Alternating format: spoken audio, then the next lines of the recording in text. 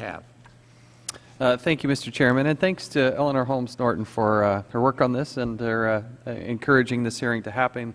I do support the idea and the notion that it's supposed to be the Department of Corrections, and that pathway back is an important one, and glad we're diving into that today.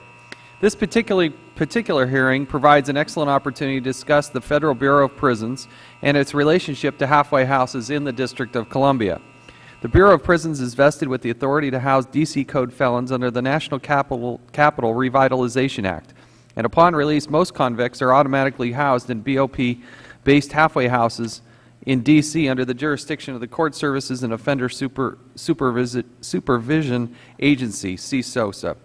The National Capital Revitalization and Self-Government Improvement Act of 1997 fundamentally restructured the relationship and responsibilities between the Federal Government and the District Government, including its courts, prisons, and parole supervision. The District's Lorton Correction Facility in Virginia, which had housed D.C. Code felons, was closed in 2001. This resulted in such convicts being placed in various Bureau of Prisons throughout the country. CSOSA, which supervises D.C. ex-convicts, is also a federal entity. I would specifically like to learn about how the Bureau of Prisons and CSOSA work together to curb recidivism rates. We all want ex-offenders to return safely to their communities, and halfway houses are critical to the success in this effort. A good halfway house can help save lives. They can provide a safe place where someone can learn the skills and get the tools they need to live in a healthy lifestyle.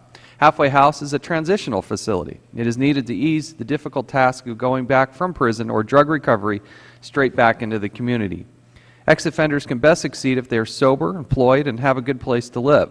Otherwise, they're highly likely to go through the revolving door of the criminal justice system, something nobody wants to have happen. Again, Mr. Chairman and Eleanor Holmes Norton, I thank you both for holding this hearing and insisting that it happen, and I look forward to hearing from our witnesses. I yield back the balance of my time. Thank you, Mr. Chairman.